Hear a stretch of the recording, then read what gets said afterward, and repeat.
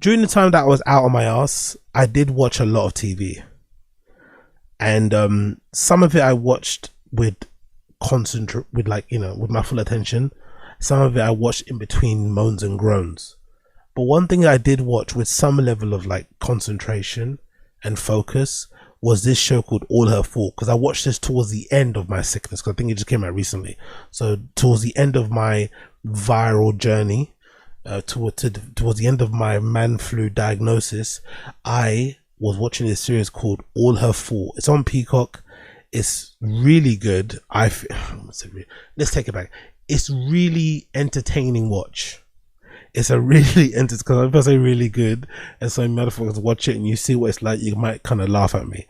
So I'm not going to go ahead and say it's really good, but it's a really entertaining watch. Well, now the premise of the story, it features the lady on the left. I don't know what her name is, please forgive me. She was in the show with the family, that the fucking Money Family, whatever the fucking show that was called. There's a lady in this show whose kid goes missing. Essentially that's what happens, right? It's a rich lady, her child goes missing, and the story basically unfolds in terms of trying to tell, you know, basically tells the story of whether or not that kid comes back to her, and who, or whether or not who's responsible for what, if it happened, So it's a really interesting way of telling the story, because the woman obviously she comes from an affluent background. So at first you're sitting there watching the show thinking to yourself, why would I care about this, right? Why would I care about some rich lady's kid going missing?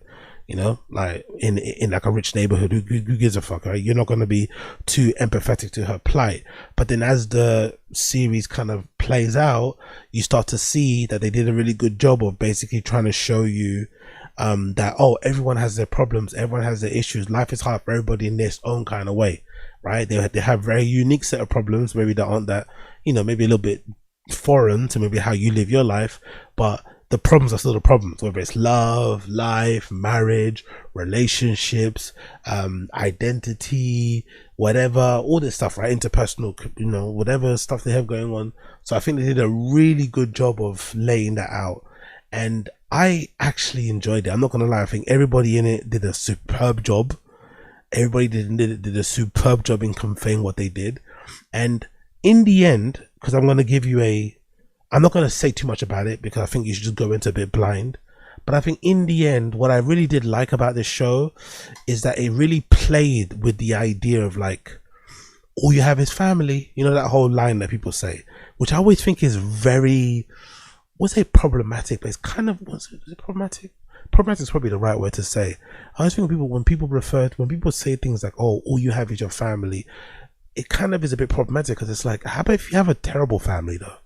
How about people who are born with no family? Then what they're meant to do? I get some people say the term family doesn't necessarily always have to denote to your biological blood relatives, but for the most part, that's what people say, right? They're like, oh, it doesn't matter what your family does, you just always have to turn the other cheek, always have to forgive, always have to fucking, you know what I mean, be okay with it, because you only get one family, Well, I'm sure there's some sort of, you know, there's some logic, there's some weight, there's some value to that sort of you know, worldview or opinion. I think what this show does well is that it questions that. Okay, cool, all you have your family, but what if your family are awful? You know, what if the people that you actually are tied to, linked to by blood or whatever, and you have no other option to kind of not be with them? What about if they're the worst people? What about if you could choose who your family is, and the people that you choose to be your family actually end up being the better version of whatever family, conventional family would be, you know? And I think that they do a good job of showing that in this series. And again, I hope I'm not spoiling too much with what I'm saying right now. I think I am, but hopefully I'm not.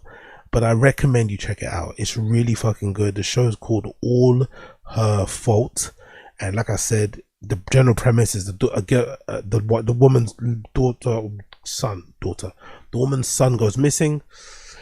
And it just it kind of unravels over, I think, is it like 10 episodes, 12 episodes, I forgot how much it is, and you kind of get a snapshot on how she tries to get family back, if she can get a family back, what relationships are broken during that process, the secrets that kind of come to the surface, and all this up, and twists and turns.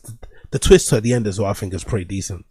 Not gonna lie, the twist at the end I think is pretty decent. I wasn't expecting that. Don't laugh at me if I was expecting it. I was a little bit worse for wear. I was suffering from a man flu, but I really didn't expect the twist at the end. So I recommend you check it out. It's called All Her Fault. It's available on Peacock. It's available on Blood Clot Peacock.